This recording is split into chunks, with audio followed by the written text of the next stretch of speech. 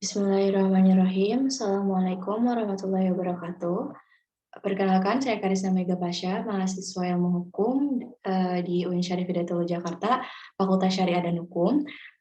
Di sini saya membuat video dengan tujuan untuk memenuhi tugas dari Bapak Irfan Khairul Umam di mata kuliah yang beliau ampu, yaitu Kapitas Lekta Lembaga Negara.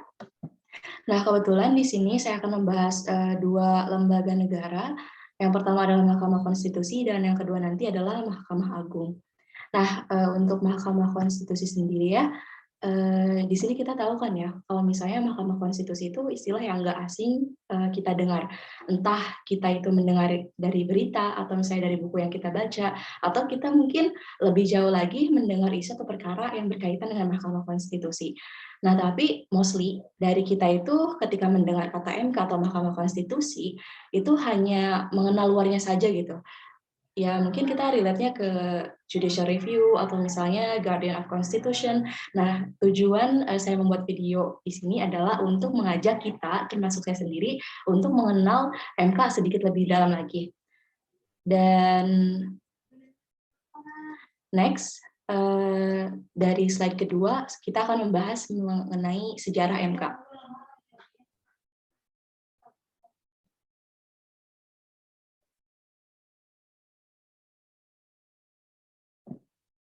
Nah, jadi sekarang kita akan membahas mengenai sejarah Mahkamah Konstitusi di dunia.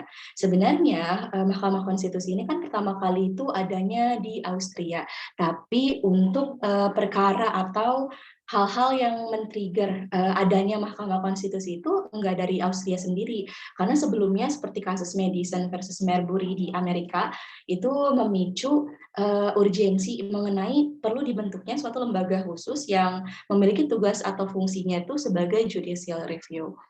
Nah, kebetulan untuk di Austria sendiri penggagasnya adalah Hans Kelsen, di mana saat itu Hans Kelsen mengatakan bahwa perlu membentuk sebuah lembaga yang namanya Mahkamah Konstitusi yang terpisah dari sistem peradilan biasa, di mana fungsi utamanya adalah untuk menegakkan konstitusi yang terutama ditandai dengan kewenangan utamanya yaitu untuk membatalkan suatu undang-undang jika ia bertentangan dengan undang-undang dasar atau konstitusi. Nah, ide ini kemudian menjadi dasar dari Undang-Undang Dasar atau Federal atau Konstitusi Federal Austria yang disahkan dalam Konvensi Konstitusi 1 Oktober 1920 atau yang sering kita kenal sebagai Konstitusi 1920. Nah, untuk next slide kita akan berbicara mengenai sejarah Mahkamah Konstitusi di Indonesia.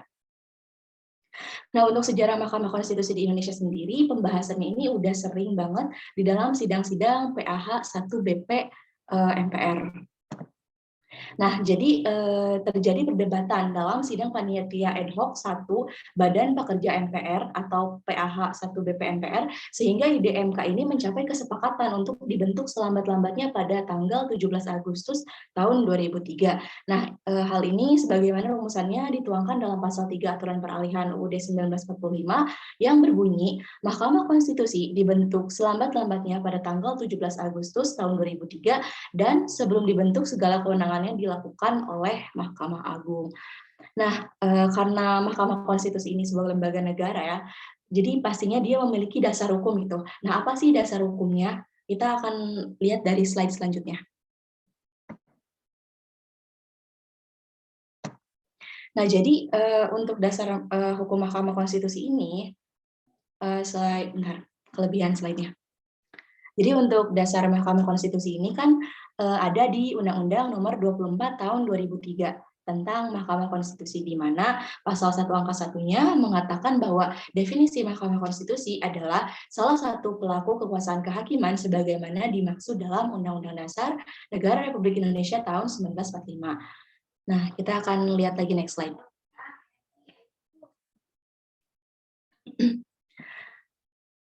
Berdasarkan undang-undang yang sama atau UMK yaitu nomor 24 tahun 2003 di pasal 1 angka 3, kita juga mengenal bahwa MK ini memiliki wewenang, karena kan dari awal MK ini dibentuk tidak cuma-cuma gitu. Jadi dia memiliki tugas pokok dan fungsi gitu kan. Jadi dia memiliki kewenangan tersendiri, di mana kewenangan MK berdasarkan pasal 1 angka 3 undang-undang tersebut bisa kita simpulkan ada 5.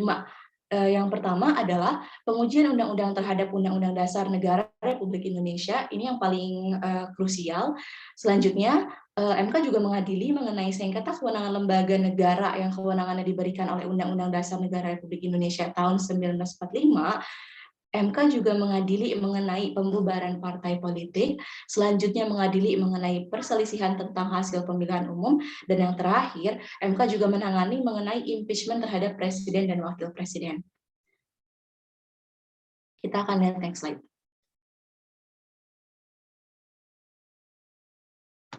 Nah, karena MK ini memiliki banyak sekali tugas dan sangat krusial ya, terutama keberadaannya sebagai lembaga negara di bidang yudisial atau kehakiman yang terpisah dari lembaga peradilan lainnya, MK juga memiliki struktur dan mekanisme tersendiri yang khas gitu. Di mana MK ini terdiri oleh 3 elemen yang penting. Yang pertama adalah hakim konstitusi sebagai elemen utama, dan elemen pendukungnya terdiri dari kepaniteraan dan sekretariat jenderal. Nah, berdasarkan pada pasal 4 UU MK, MK mempunyai 9 orang hakim konstitusi. Nah, MK juga selalu merujuk pada penerapan prinsip organisasi dan manajemen yang berprinsip pada membangun, menata, memperkuat organisasi yang independen, efektif, dan efisien. Dan kepaniteraan dan sekretariat jenderal di MK juga menerapkan dan mengembangkan sistem administrasi peradilan atau sistem administrasi umumnya berbasis teknologi mutakhir. Kita akan lihat next slide.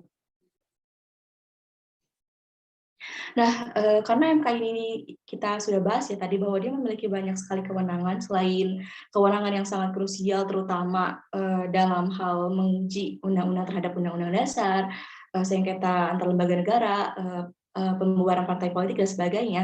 Oleh karena itu, MK harus memiliki struktur struktur organisasi yang memang mendukung support untuk melaksanakan tugas tersebut gitu. Nah, di mana di sini MK itu terdiri dari ketua dan wakil ketua hakim konstitusi, maksudnya di mana ketua dan wakil ketua hakim konstitusi itu membawahi hakim konstitusi, mereka juga membawahi sekretaris jenderal dan juga panitera. Nah, di mana panitera ini biasanya juga memiliki panitera muda 1 dan panitera muda 2, dan sekretaris jenderal ini membawahi beberapa bidang, diantaranya Biro Perencanaan dan Pengawasan, Biro Keuangan dan Kepegawaian, Biro Hubungan Masyarakat dan Protokol, Biro Umum, Pusat Penelitian dan Pengkajian Perkara Pengelolaan Teknologi dan Informasi dan Komunikasi, serta Pusat Pendidikan Pancasila dan Konstitusi. Next.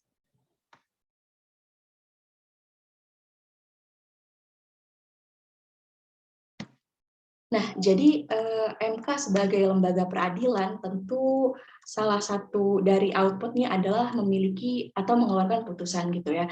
Nah, putusan MK ini juga memiliki ciri khas, di mana yang pertama adalah mengenai ultra petita. Nah, ultra petita adalah penjatuhan putusan oleh majelis hakim atas suatu perkara yang melebihi tuntutan atau dakwaan yang diajukan, atau menjatuhkan putusan terhadap perkara yang tidak diminta, gitu ya.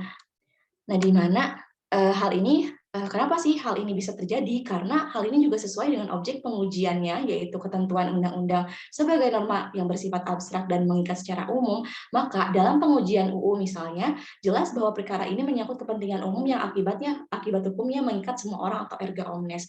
Jadi dalam suatu keadaan tertentu, majelis hakim MK itu bisa memutus dengan ultra petita atau melebihi tuntutan gitu. Nah, yang selanjutnya kita akan belajar mengenai putusan MK yang bersifat deklaratoir dan konstitutif. Nah, apa sih putusan yang bersifat deklaratoir itu? Nah, putusan deklaratoir adalah putusan yang hanya sekedar menerangkan atau menetapkan suatu keadaan saja. Nah, sedangkan putusan yang konstitutif adalah putusan yang menciptakan atau menghapuskan suatu keadaan. Nah, putusan MK ini bersifat deklaratoir dan juga konstitutif, di mana putusan MK ini berisi pernyataan apa yang menjadi hukumnya dan sekaligus dapat meniadakan keadaan hukum yang baru. Kita juga akan belajar mengenai MK saat memberi putusan. Dari next slide.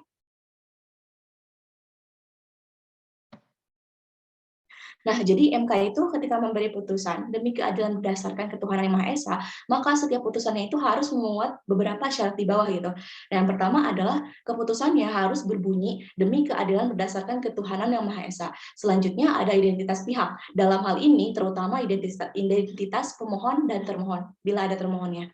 Nah, yang ketiga ada ringkasan permohonan. Selanjutnya ada pertimbangan terhadap fakta yang terungkap dalam persidangan. Selanjutnya pertimbangan hukum yang menjadi dasar putusan, amar putusan, dan yang terakhir adalah hari tanggal putusan, nama hakim konstitusi, dan panitera.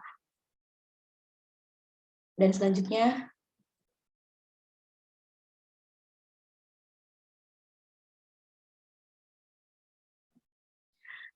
nah, putusan MK ini pastinya memiliki kekuatan hukum ya. Dan bagaimana sih kekuatan hukum putusannya MK ini?